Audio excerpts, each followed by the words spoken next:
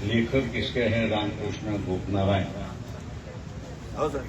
है कि जिन्होंने इसको छपा भी है अपने पैसे से और इसको आज प्रकाशित भी कर रहे, प्रकाशित हो गया ऐसा मैं इसको जाहिर करता हूं।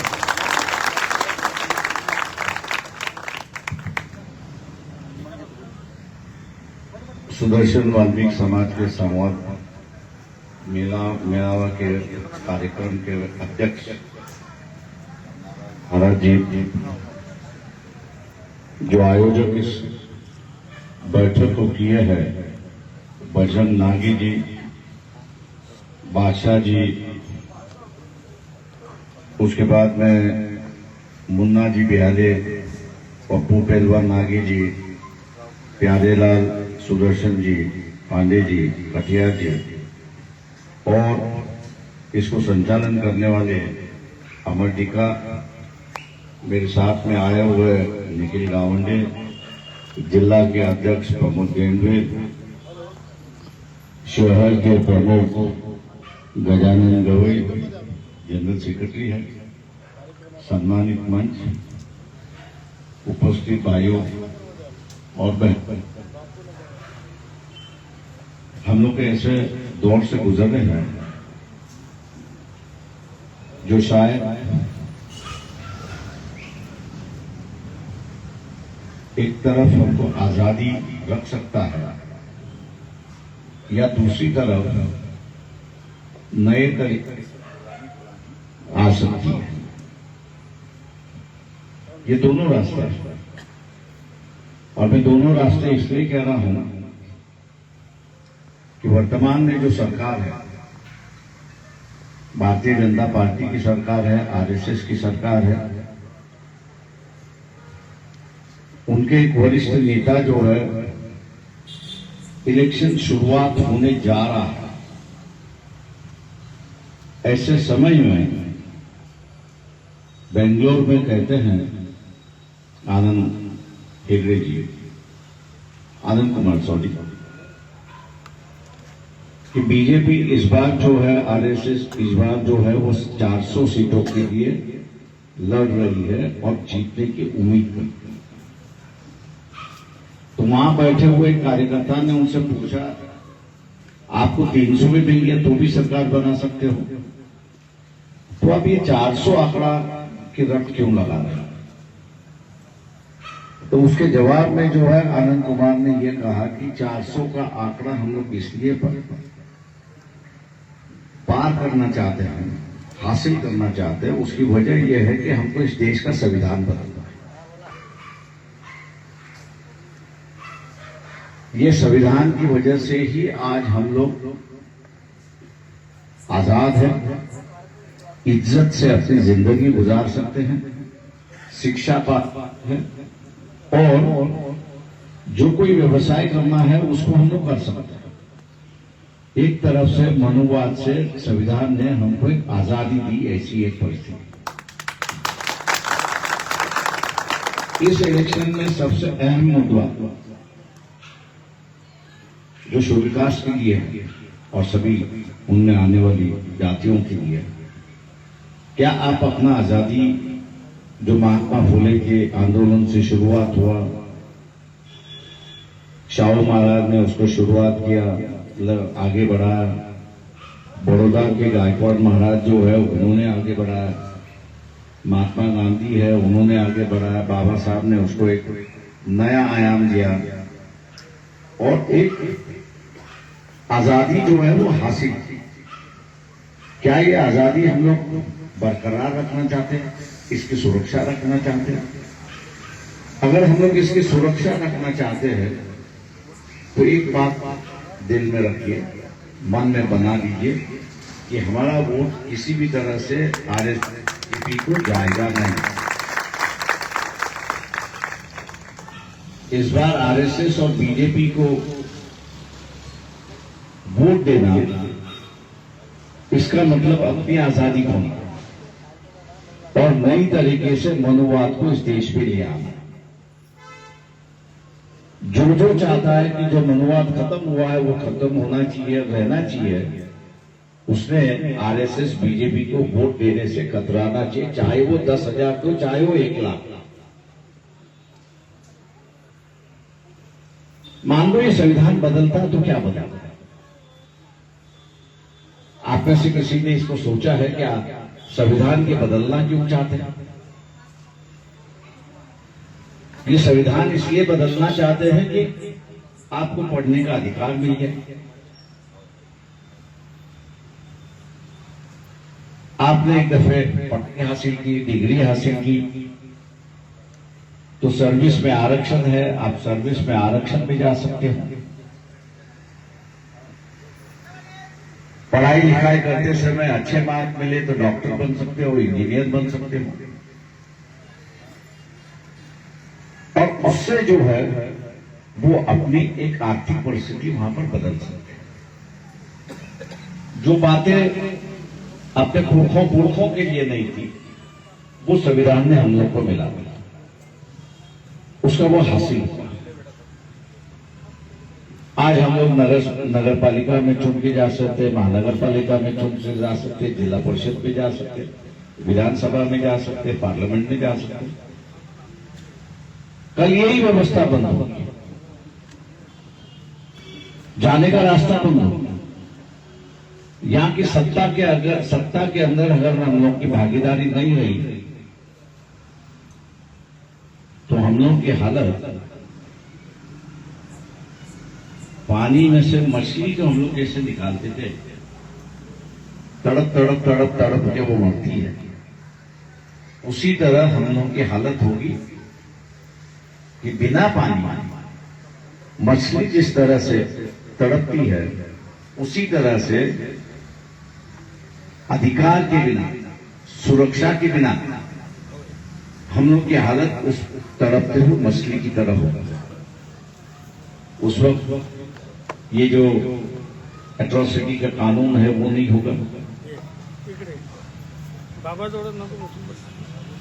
आपके पास शिक्षा का अधिकार नहीं होगा, आपके पास सर्विस का अधिकार नहीं होगा, और आपके पास कोई अधिकार नहीं।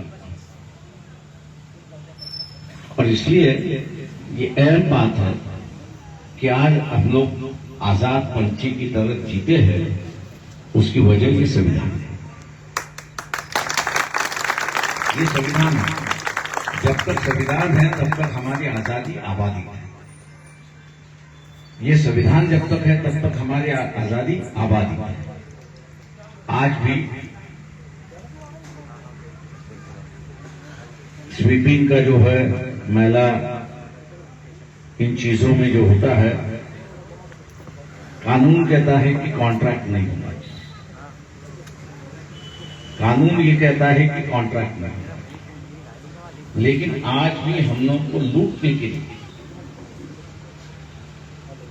कॉन्ट्रैक्ट सिस्टम लिया है।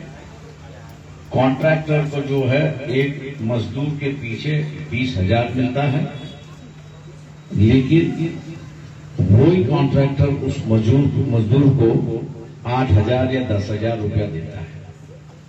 कॉन्ट्रैक्ट सिस्टम खत्म हुई तो आपके पास कितने आ गए? 20,000।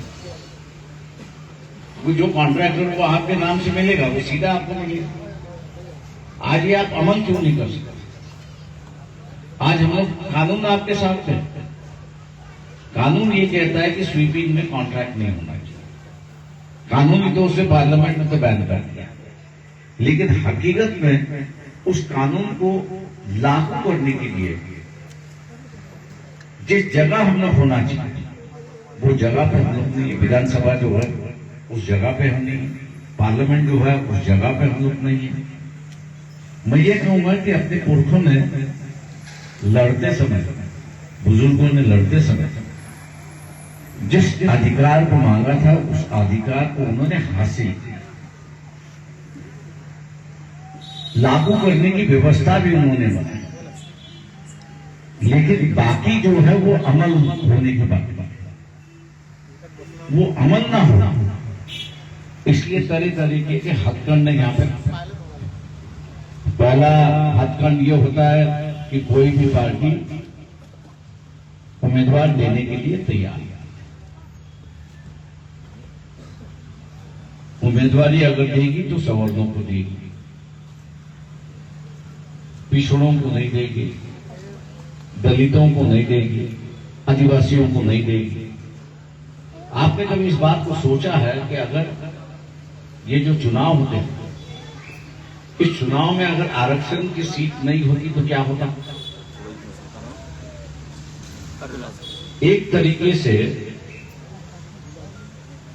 संविधान ने इनका मुंह दबा दिया है, इनकी आवाज दबा दी है, इनके हाथ पाए बांध दिए हैं और कहा है कि ये आरक्षित सीट है, आपको आरक्षित में से ही उम्मीदवार खड़ा करना है।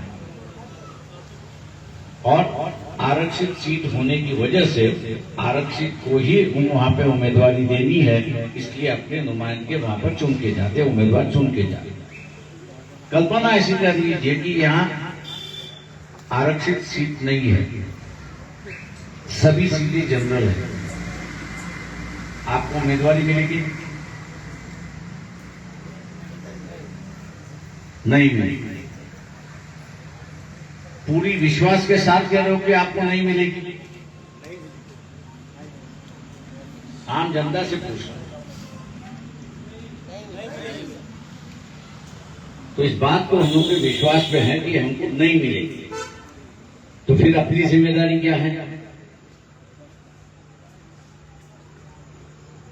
तो अपनी जिम्मेदारी क्या है? कोई तो भी उठा और मुझे बताया कि अपनी जिम्मेदारी क्या है। यही बात सही है कि जो है उसको बचाना है, किसी भी हालत में उसको बचाना। आप और हम जो है जिंदगी गुजार चुके हैं, लेकिन ये बच्चे हैं, इनकी जिंदगी शुरुआत हुआ। आप और हम कैद नहीं होंगे, कैद जो होंगे या भेदभाव की जो व्यवस्था बनेगी उसके शिकार ये दोनों होंगे, क्योंकि इनकी जिंदगी शुरुआत हुई।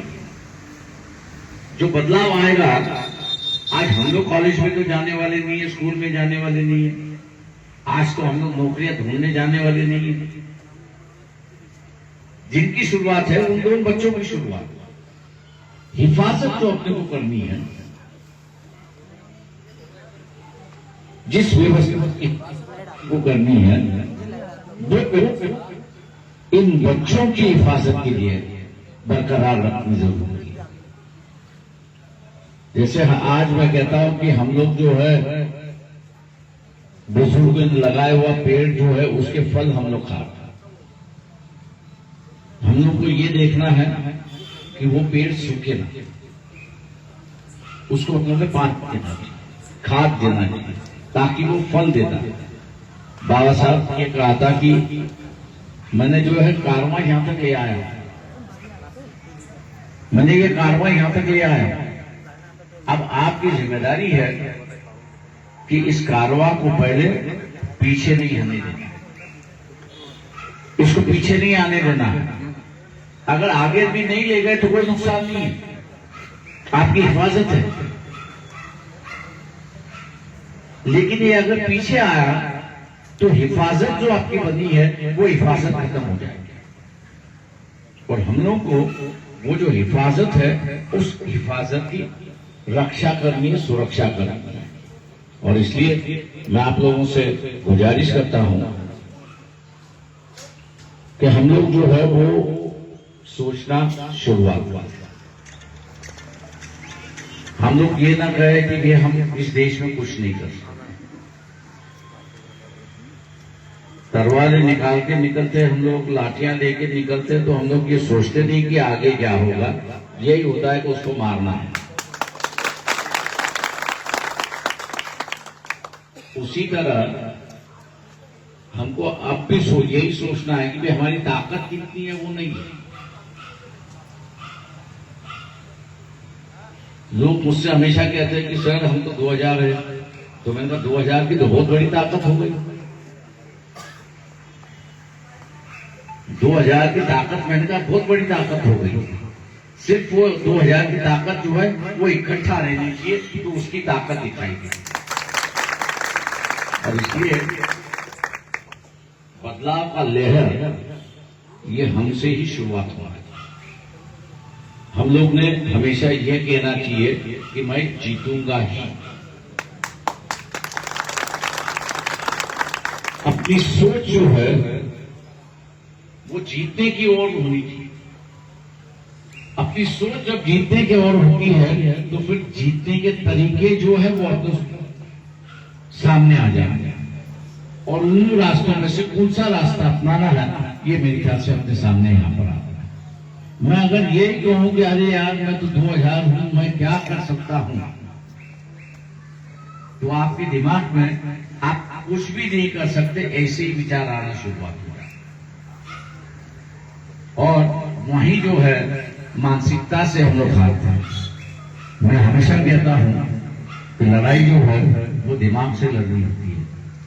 दिमाग में आपने कहा कि नहीं इसको जीतना है, तो दिमाग आपको रास्ते बताता है कि इसको किस तरह से जीतना है। और इसलिए इस बात का फैसला हम लोग का ये है कि किसी भी हालत में संविधान को बचाएंगे। 70 साल संविधान का वक्त बीत चुका है, जिसमें हम लोग को किसी प्रकार की कठिनाई नहीं हुई, ना किसी प्रकार की दिक्कतें हुई। हालांकि हम लोग को नई नई चीजों का डिमांड करना, मांगना और सरकार से लेना इसका अधिकार। और इसलिए इस इलेक्शन में हम लोग ने अपना मन बनाना चाहिए।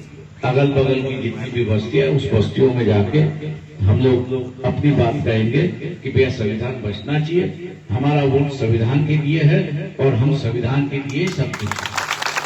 मैं उम्मीद करता हूं कि इस लोकसभा के चुनाव में हम लोग जो है वंचित बहुजन अघाड़ी के जो उम्मीदवार हैं उन उम्मीदवारों के साथ में रहेंगे और इस देश का संविधान, लोकतंत्र और अपने बच्चों की हिफाजत हम लोग ही करेंगे। बाहर से कोई नहीं आएगा, बाहर से कोई नहीं आएगा। हर कोई आके रहेगा नहीं मैं ये करूंगा, मैं वो करूंगा, मैं वो करूंगा। उससे कहिए भैया ये मेरा सिर और गर्दन जो है मेरे कंधों पर,